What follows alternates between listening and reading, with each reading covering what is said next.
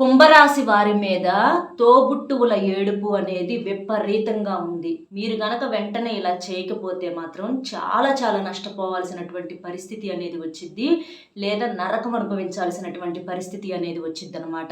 కాబట్టి కుంభరాశి వారు ఏముందలే అని చెప్పేసేసి కొట్టి పడేయకుండా మీరు ఈ వీడియోని ఎక్కడా కూడా స్కిప్ చేయకుండా చివరి వరకు జాగ్రత్తగా వినండి. ఎందుకంటే మీకు తోబుట్టువులు ఎవరైతే ఉన్నారో వాళ్ళ యొక్క ఏడుపు అనేది మీ జీవితాల మీద ఎంతలా ప్రభావం అనేది చూపిస్తుంది. అసలు అంటే అందరు కుంభరాశి వాళ్ళు ఎవరైతే ఉన్నారో అందరికీ ఇలాగే జరుగుతుందా, లేదా ముఖ్యంగా ఎవరికి జరుగుతుంది ఇలా, ఇదంతా కూడా నేను వీడియోలో క్లియర్గా చెప్తాను. కాబట్టి కుంభరాశి వారు పూర్తిగా చివరి వరకు ఏదన్నా పని చేసుకుంటానైనా వినేటటువంటి ప్రయత్నం అనేది చేయండి. ఎందుకంటే దీనివల్ల మీ యొక్క భవిష్యత్తు ఏదైతే ఉంటుందో, అలాగే మీరు ఇప్పుడు కూడా మార్చుకోవాల్సినటువంటి విషయాలు మీకు చాలా వరకు కూడా ఒక సలహాలాగా ఈ వీడియో అనేది ఉపయోగపడుతుంది అనమాట. కుంభరాశిలో ఉన్నటువంటి ఆడవాళ్ళు కావచ్చు లేదా మగవాళ్ళు ప్రతి ఒక్కరికి కూడా ఈ వీడియో అనేది చాలా బాగా యూజ్ అవుతుంది. మనం చూసుకున్నట్లయితే ఈ కుంభరాశి వాళ్ళు ఏంటంటే చాలా చాలా తెలివైనటువంటి వారు. అంటే వీళ్ళు జీవితంలో అన్ని విషయాలు కూడా చాలా అంటే కష్టపడి ఒక సామ్రాజ్యాన్ని ఏర్పాటు చేసుకున్నటువంటి వ్యక్తులు అనమాట. ఎక్కడా కూడా అందరి దగ్గర కూడా ఏంటంటే చాలా జాగ్రత్తగా ఉంటారు, లోతు ఆలోచన కలిగినటువంటి వ్యక్తులు అనమాట. కానీ వీళ్ళేంటంటే కొన్ని విషయాల్లో పొరపాట్లు అనేవి ఎక్కువగా చేస్తూ ఉంటారు. కాబట్టి అవన్నీ కూడా క్లియర్ అవుతాయి. పూర్తిగా వినండి. అలాగే ఇంకొంతమంది కుంభరాశి మిత్రులు చేరటం కోసం వీడియోకి ఒక లైక్ ఇచ్చి సపోర్ట్ చేయండి. కుంభరాశి వారిది ఏంటంటే రాశి చక్రంలో 11వ రాశి. వీరి రాశికి అధిపతి శని భగవానుడు. కుంభరాశి వారిని గనక మనం గమనించినట్లయితే వీరు జాతక పరంగా మాత్రం చాలా చాలా అదృష్టవంతులు. అయితే ఆ అదృష్టం అనేది వీరికి అంత ఈజీగా వచ్చిద్దా అంటే అంత ఈజీగా రాదు. ప్రతిదీ కూడా వీళ్ళు చిన్నప్పటి నుంచి ఇప్పుడు అది బాల్యంలో కావచ్చు, లేదా ఒక యుక్త వయసులో కావచ్చు, ఒక మధ్య వయసులో వివాహం చేసుకున్న తర్వాత కావచ్చు, లేదా పెద్దవాళ్ళైనా ఇట్లా ఎప్పుడు చూసినా కూడా వీరి జీవితంలో ఎప్పుడు కూడా మనశ్శాంతి అనేది ఉండదు. మనసులో ఎప్పుడు అలజడి, అంటే ఏదైనా ఈజీగా రాదనమాట. కష్టపడి ప్రతిదీ కూడా దక్కించుకోవాలి. చుట్టూతా అంటే జనం అనుకుంటారు వీళ్ళకి అంతా బాగా ఉన్నాయి, అంతా బ్రహ్మాండంగా ఉందని చెప్పేసేసి జనానికి ఏమో విపరీతమైనటువంటి ఏడుపులు ఈ కుంభరాశి వారి మీద ఎప్పుడు కూడా. వీళ్ళు ఎంత బాధపడుతున్నారో, ఎంత నరకం అనుభవిస్తున్నారో, వీళ్ళకి ఏదైనా సరే అంత ఈజీగా వస్తుందా? ఏదైనా ఈజీగా వస్తే ఏంటంటే మనిషికి అంత కష్టం అనేది తెలియదు. కానీ కష్టపడితేనే ప్రతిదీ కూడా వీరికి దక్కిద్ది. అలాగా వీళ్ళేంటంటే చిన్న వయసు నుంచి కూడా వాళ్ళకి ఎప్పుడు కూడా కష్టాలు అనేవి మాత్రం చాలా ఎక్కువగా ఉంటాయండి. ఆ కష్టానికి తగ్గ ప్రతిఫలం అయితే మాత్రం చివరికి వీళ్ళు అనుభవిస్తారు. కానీ ఆ కష్టం వెనకమాల అంటే దాని ఫలితం వెనకమాల ఉన్నటువంటి కష్టం వల్ల అది మొత్తం కూడా వీళ్ళకి తెలుసు. కాబట్టి దానివల్ల వీళ్ళు ఏంటంటే పెద్దగా సాటిస్ఫాక్షన్, అంటే ప్రతిదీ కూడా సరే వచ్చిందంటే జనానికి అబ్బో వీళ్ళకి వచ్చినాయా, ఇంత డబ్బులు వచ్చినాయా, అది ఇదని చెప్పేసి అనుకుంటారు. కానీ ఎంత కష్టపడ్డారో అది వాళ్ళకు మాత్రమే తెలుసు. కాబట్టి ఏముందలే అన్నట్లుగా వీళ్ళకి అనిపిస్తూ ఉంటుంది అనమాట. మేము పడ్డాం కదా అందుకే మాకు వచ్చినాయి అన్నట్లుగా వీళ్ళకి పెద్దగా అనిపించదు అనమాట. అదే అంటారు, చూసే వాళ్ళకి చేసే వాళ్ళకి ఏదైనా సరే చాలా తేడా అనేది ఉంటుంది. సరే అయినోళ్ళు పోయినోళ్ళు అందరూ బయట వాళ్ళు కావచ్చు, ఇట్లా ఇరుగు పొరుగు వాళ్ళు కావచ్చు, బంధువులు కావచ్చు, ఇట్లా ఎవరైనా ఏడుస్తూ ఉంటారు. ఎందుకంటే ఈ రోజుల్లో స్వార్థపు మనుషులు ఏంటంటే అంతా కూడా స్వార్థాలతో కూడుకొని ఉంటున్నారు. ఎవ్వరికీ కూడా వెనకటి రోజుల్లో ప్రేమలో శ్రద్ధలు అనేవి ఉండేవి. కానీ ఇప్పుడు ఈ రోజుల్లో మాత్రం అవి కరువైపోయినాయి. బయటోళ్ళ కంటే సరే వాళ్ళందరూ బయటోళ్ళు, మనకు సంబంధం లేని వ్యక్తులు, ఏముందలే అని చెప్పేసి పెద్దగా పట్టించుకోము. కానీ రక్త సంబంధికులు అంటే తోబుట్టువులు, ఒక తల్లి కడుపున పుట్టినటువంటి పిల్లలు, అంటే మీ యొక్క రక్తం పంచుకొని పుట్టినటువంటి మీ తోబుట్టువులు అనమాట. మీ అక్కో లేదా మీ చెల్లో, మీ అన్నో లేదా మీ తమ్ముడో, ఇట్లా మనకు రక్త సంబంధికులు ఉంటారు కదా. అలాంటి వాళ్ళు కూడా మన మీద పడి ఏడుస్తామంటే అది మామూలు విషయమా? ఒకసారి ఆలోచించండి. ఈ ఏడుపు అనేది కుంభరాశి వారి మీద విపరీతంగా ఉందన్నమాట. అందరి ఏడుపులు ఒక ఎత్తు, అందరూ ఎవరు ఏడుచుకుంది అది వాళ్ళకే తగిలిద్దని చెప్పేసి మనం పెద్దగా పట్టించుకోము. కానీ ఈ కుంభరాశి వాళ్ళకి ఏంటంటే ఈ తోబుట్టువుల ఏడుపు ఏదైతే ఉందో అది ఎప్పుడు ఎప్పుడు కూడా వీళ్ళకి తోడుగానే వస్తుంది అనమాట. అది వీళ్ళకి జీవితంలో ముందుకు వెళ్లకుండా, మనశ్శాంతి అనేది లేకుండా ఎప్పటికీ కూడా వీళ్ళకి ఏంటంటే కడుపులో మనసులో ఎప్పుడు కూడా ఒక బాధ అనేది ఉంటదనమాట తోబుట్టువుల గురించి. వీళ్ళు వీళ్ళు ఎంత కష్టపడుతున్నారు, ఎంత చేస్తున్నారు, ఎంత బాధలు పడుతున్నారు వీళ్ళకే తెలుసు. మనకి అంటే మన తల్లికి పుట్టిన పిల్లలు ఇప్పుడు తల్లి నలుగురు బిడ్డలని కంటే నలుగురు రాతలు ఒకలాగా ఉండవు. ఒక్కొక్కరిది ఒక్కొక్క రకంగా ఉంటుంది. మన చేతి 5 వేళ్ళు ఒకలాగా ఎలాగైతే ఉండవో, ఒక తల్లి కడుపున పుట్టినటువంటి నలుగురు బిడ్డలు కూడా ఒక రూపంతో ఉండరు. అలాగే ఒక రాత అనేది కలిగి ఉండరు అనమాట. ఒక్కొక్కరు గొప్ప వాళ్ళు అవ్వచ్చు, ఒక్కొక్కళ్ళేమో శాంతం డౌన్ అయిపోయి ఉండొచ్చు, ఒక్కొక్కళ్ళు కాస్త ఒక రకంగా ఉండొచ్చు. ఇట్లా తలా ఒక రకంగా ఉంటారు. ఒక్కొక్కరు బాగా బాధలు పడేవాళ్ళు కూడా ఉంటారనమాట.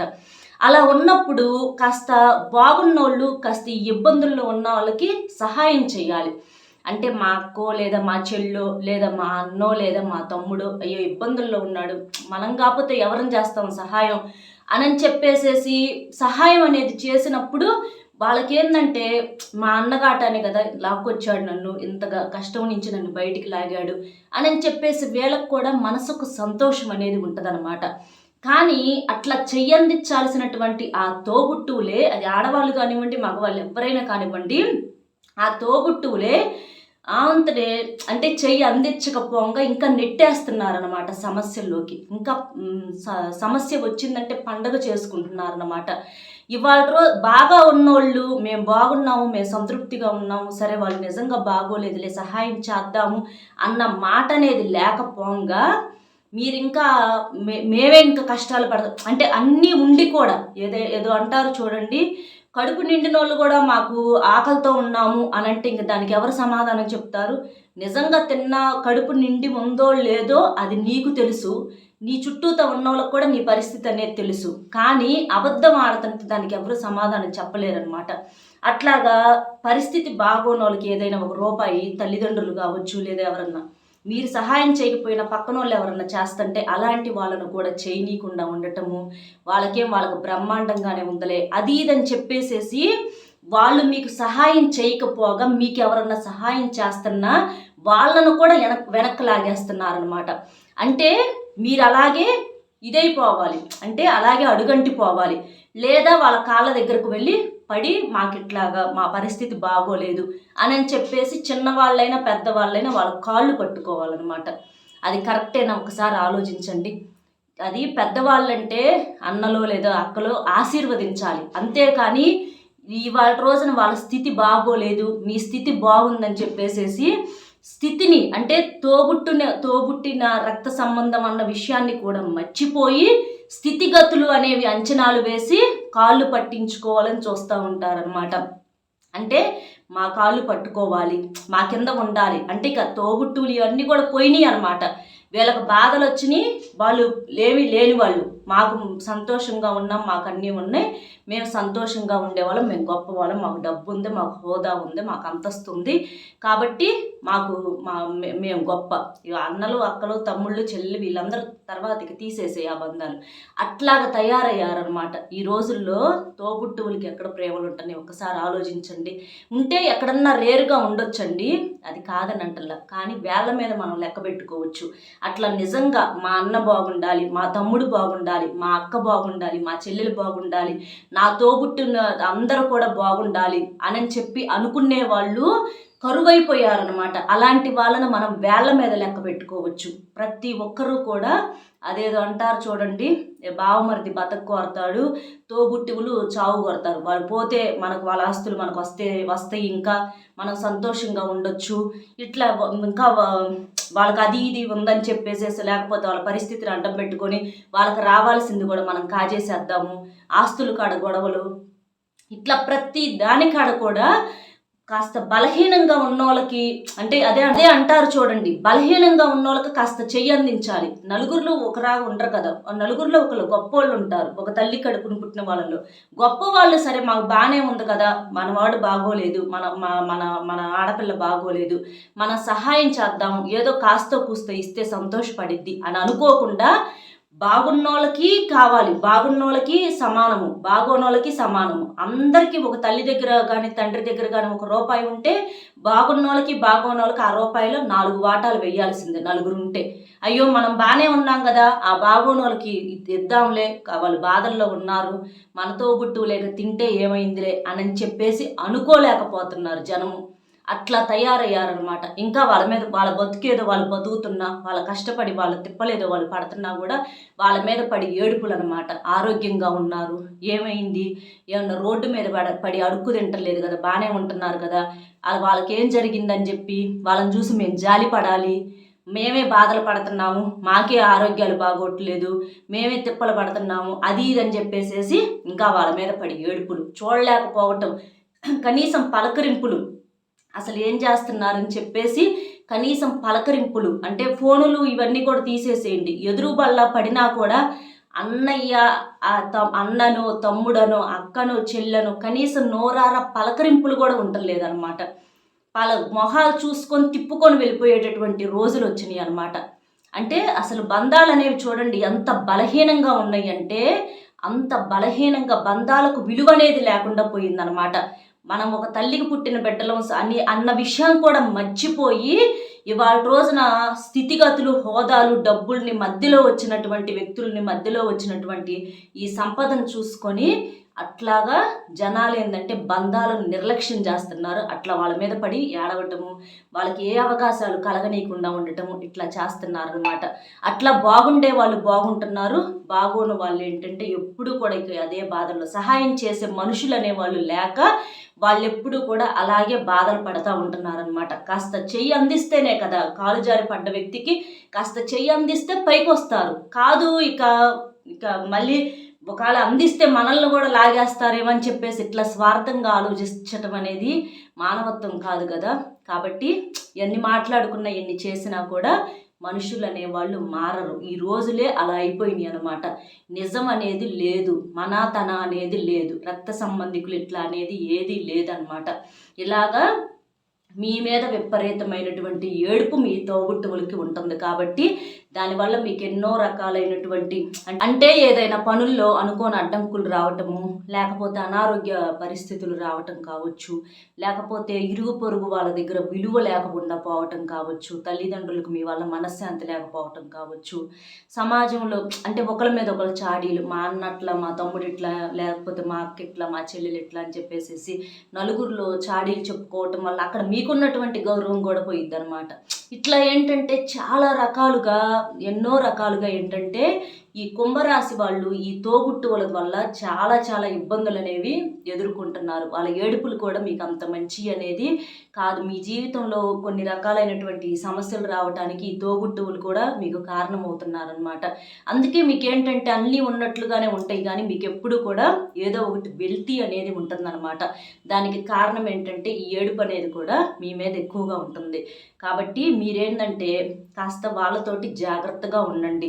ఎందుకంటే మీకు సహాయం అందరికని చెప్పేసి ఇక్కడ మనం చెప్పట్లేదండి. మీకు సహాయం చేసి మీతో బాగుండే వాళ్ళైతే వాళ్ళతో మీరు కూడా ప్రేమగా ఉండండి. ఎందుకంటే ఎంతమంది చుట్టూతా ఉన్నా కూడా కొంతమంది ఏంటంటే చెప్పుడు మాటలు చెప్పేసేసి మీ ఇద్దరి మధ్య లేనిపోని తగువులు పెట్టేసేసి మిమ్మల్ని విడదీస్తూ ఉంటారు. అలాంటి వాళ్ళని పట్టించుకోమాకండి. ఎందుకంటే వాళ్ళ వల్ల మీకు ఎలాంటి ఉపయోగం రాదు. ఇవాళ రోజున ఏ గొడవలు వచ్చినా ఏదొచ్చినా చివరికి ఏదన్నా కష్టం వచ్చిందంటే నిజంగా మన తోబుట్టువులకే ఆ బాధ అనేది కలిగిద్ది అనమాట. ఒకసారి కాకపోతే ఒకసారైనా సరే వాళ్ళ మనసు అనేది కరిగిద్ది. ఈ మధ్యలో చెప్పే వాళ్ళు ఎవరైతే ఉంటారో వీళ్ళకి ఎవ్వరికీ ఉండదు, అసలు వాళ్ళకు ఉండదు, వాళ్ళు సహాయం కూడా చేయరు. చాతైతే 4 చాడీలు చెప్పి విడదీసేవాళ్ళు. కాబట్టి ఈ మధ్యలో వాళ్ళ మాటలు అనేవి నమ్మొద్దు. వాళ్ళు పలకరించినా పలకరించకపోయినా మీ తోబుట్టువులతో మీరు ప్రేమగా మాట్లాడటానికి ప్రయత్నించండి. అంటే వాళ్ళు ఏదన్నా కటువుగా ఒక మాట అన్నా చిన్నోళ్ళు అయితే సర్దుకుపోండి, పెద్దోళ్ళు అయితే క్షమించండి. అట్లాగా చాలా వరకు కూడా వాళ్ళతో బాగుండే ప్రయత్నం చేయండి. లేదు వాళ్ళు మారరు, అసలు వాళ్ళు మాకు అవకాశం ఇవ్వరు, వాళ్ళు మూర్ఖులు అని అనుకుంటే అలాంటి వాళ్ళతో సైలెంట్గా పక్కకు వచ్చేసేసేయండి. వాళ్ళు మీ మీద ఏదైనా చాడీలు చెప్తున్నా మీరు తిరిగి వాళ్ళ మీద ఎవరికి చెప్పొద్దు. మీరు మీ పద్ధతుల్లో మీరు ఉండండి. ఎందుకంటే మన మంచితనం అనేది మనం ప్రతి మనిషికి నిరూపించుకోవాల్సిన పని లేదు. పైన ఉన్నటువంటి ఆ భగవంతుడు అన్నీ కూడా చూస్తూ ఉంటాడు. కాబట్టి ఈ కుంభరాశి వారి యొక్క మీ మంచితనమే మిమ్మల్ని కాపాడుతూ ఉంటుంది. కాబట్టి మీరు ఇబ్బంది పడాల్సినటువంటి అవసరం అయితే లేదు. ఆ ఏడుపులు అనేవి మాత్రం ఆ గొడవలు, ఈ కారణాలు ఏదైతే ఉన్నాయో వాటన్నింటినీ కాస్త మీరైనా తగ్గించుకునే ప్రయత్నం అనేది చేయండి. ఎందుకంటే దానివల్ల మీకు కూడా నష్టం అనేది జరుగుతుందన్నమాట. ఇలాగా దానివల్ల ఎప్పుడూ కూడా మనశ్శాంతి లేకపోవటం, చాలా రకాల సమస్యలు అనేవి వస్తూ ఉంటాయి. కాబట్టి జాగ్రత్తగా ఉండండి. వాళ్ళతో కాస్త ప్రేమగా మాట్లాడే అవకాశం ఉన్నంత వరకు ప్రేమగా మంచిగా ఉండే ప్రయత్నం అనేది చేయటం వలన మీకు తిరుగు అనేది ఉండదు. అలాగే మీరేంటంటే కాస్త ఎక్కువగా దైవారాధన చేసుకోండి. ఇంట్లో కాస్త దీపారాధన చేసుకుంటూ ఉండటము, ప్రశాంతంగా మనసును ఉంచుకోవటము, అలాగే ఏదన్నా దేవాలయాలకు వెళ్తూ ఉండటము, ఎక్కువగా శివారాధన చేసుకోవటం కావచ్చు, అలాగే ఏదైనా అనాథ పిల్లలకు మీకు చేతనైనటువంటి సహాయం చేయటం కావచ్చు. ఇలాంటివి చేయటం వలన ఏంటంటే ఈ పితృదోషాలు, పితృశాపాలు, ఈ రక్త సంబంధికుల ఏడుపులు, ఈ నరఘోష, మీకున్నటువంటి శాపాలు ఇలాంటివన్నీ కూడా పూర్తిగా తొలగిపోతాయి అన్నమాట. కాబట్టి కొన్ని దాన ధర్మాలు కూడా మీకు ఉన్నటువంటి ఆ శని దోషాలను తగ్గిస్తాయి. కాబట్టి ఇలాంటివి చేయండి. అర్థమైంది కదండి కుంభరాశి వాళ్ళు ఏంటి అనేది. మన వీడియో మీకు నచ్చింది అనుకుంటున్నాను. నచ్చితే తప్పకుండా వీడియోకి ఒక లైక్ ఇచ్చి సపోర్ట్ చేయండి. లైక్ చేసినప్పుడు కామెంట్స్ దగ్గర హైప్ వస్తుంది. అక్కడ మీ యొక్క పాయింట్స్ యాడ్ చేసి మీకు తెలిసిన ఫ్రెండ్స్ ఎవరైనా ఉంటే కుంభరాశి వారికి షేర్ చేయండి. అలాగే మొట్టమొదటిసారిగా మన ఛానల్ చూస్తుంటే సబ్స్క్రైబ్ చేసుకొని ఆల్ అనే బెల్ని క్లిక్ చేస్తే నేను పెట్టే ప్రతి వీడియో కూడా ముందుగా మీకు నోటిఫికేషన్ రూపంలో చేరుతుంది. అలాగే మీ జీవితంలో కూడా తోబుట్టువులతో మీ బంధం ఇలాగే బలహీనంగా ఉందా లేదా బాగున్నారా, ఇది మీరు తప్పకుండా కామెంట్ చేయండి. ఎందుకంటే మీ మనసులో ఉన్నటువంటి బాధను మీరు కామెంట్లో షేర్ చేసుకోవటం వల్ల ఏంటంటే మీ బాధ అనేది తగ్గుతుంది. నలుగురికి కూడా అట్లా జరుగుతుంది అని చెప్పేసి తెలుసుకుని వాళ్ళల్లో ఏదైనా పొరపాట్లు ఉన్నా కూడా సరి చేసుకునే అవకాశం అనేది ఉంటుందన్నమాట. కాబట్టి లైక్ చేసి కామెంట్ చేయండి. మరో మంచి టాపిక్తో మళ్ళీ కలుద్దాం. Bye friends.